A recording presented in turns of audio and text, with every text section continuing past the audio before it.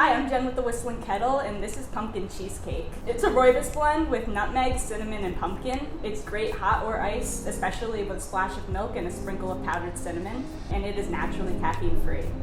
To brew it, you'll brew at 212 degrees for 7 minutes, and 1 teaspoon gives you about 8 fluid ounces.